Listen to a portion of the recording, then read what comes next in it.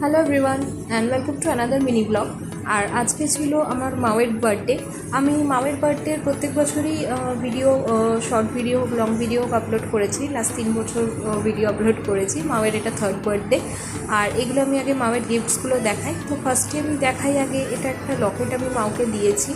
আগের বছরও আমি একটা রূপোর লকেট দিয়েছিলাম, ওটাই রাধাকৃষ্ণ ছিল। নেক্সট এই টয়গুলো মাওয়ের জন্য এসেছে। আর তারপরে এখানে আমি ওকে ওই ঘরে ফার্স্টে আটকে রেখেছিলাম, দেন ডেকোরেশন করার পর ওকে এখানে এনেছি। তো ও তো দেখে পুরো এক্সাইটেড ছিল। এখানে ও কিছুটা তো বুঝেই গেছে, কারণ লাস্ট 2 বছর বার্থডে করেছে, ইভেন আমার বার্থডেতে, ভাইয়ের বার্থডেতে। তো ও কিছুটা বোঝে যে এখানে কিছু একটা সেলিব্রেশন হবে, ওই জন্য ও আগে লাফিয়ে উঠে সব দেখছিল। নেক্সট এখানে ও মায়ের কাছে জামা পরছিল। জামা ও কারোর কাছেই পরতে চায় না মায়ের কাছে ছাড়া, তো মা ওকে ওই জন্য রেডি করিয়ে দিচ্ছিল। আর জামা পরার পর মা ওকে কাজলের টিপটাও পরিয়ে দেবে এখন। আর কিছুদিন আগেই ও হেয়ার কাট করেছে, ওই জন্য ওর হেয়ারসগুলো এখনও বড় হয়নি, ছোটো ছোটো আছে। আর এখানে কাজলের টিপটা পড়ছে। আর মা ওকে সাজিয়ে দিলে ও কিছু বলে না, কিন্তু আমি সাজিয়ে দিলে বা অন্য কেউ সাজালে একটু রেগেই যায়। ওই জন্যে কোনো সেলিব্রেশন থাকলে কিছু থাকলেও মায়ের কাছে বসেই সাজে।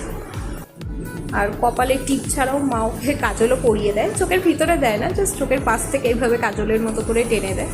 তো মোটামুটি মাও রেডি এখন। আর এবারে এই কেক কাটবে।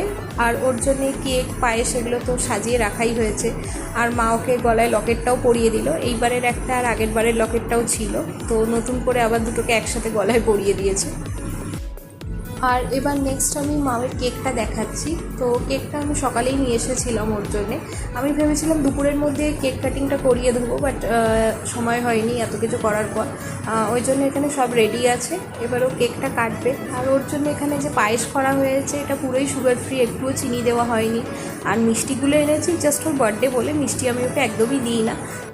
আর মাও এই স্পার্কেল ক্যান্ডেলগুলো দেখে একটু বেশি এক্সাইটেড হয়ে যায়। ও প্রত্যেকবারই আমি এটা নোটিস করেছি, স্পার্কেল ক্যান্ডেলগুলো অবাক হয়ে দেখে। আর তারপরে ওকে আমি পায়েসটা খাইয়ে দিয়েছিলাম, তো এতে কোনো অসুবিধা নেই, একদমই চিনি ছিল না, তাও ওকে অল্প একটুই দিয়েছিলাম। আর মিষ্টিগুলো থেকেও একটুখানি জাস্ট ভেঙে ওর মুখে দিয়েছিলাম।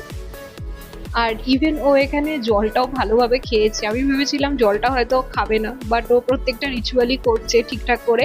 কিন্তু কেকটা যখন আমি ওকে দিলাম, ও কেকটা খাইনি, জাস্ট একটুখানি গন্ধ শুকে একটু চাটেও নি কেকটাকে, কেক খাইনি। তো আমি আর ওকে জোর করে নি। নেক্সট এখানে বাবা ওকে এসে ফার্স্টে আশীর্বাদ করে পায়েসটা খাইয়ে দিল।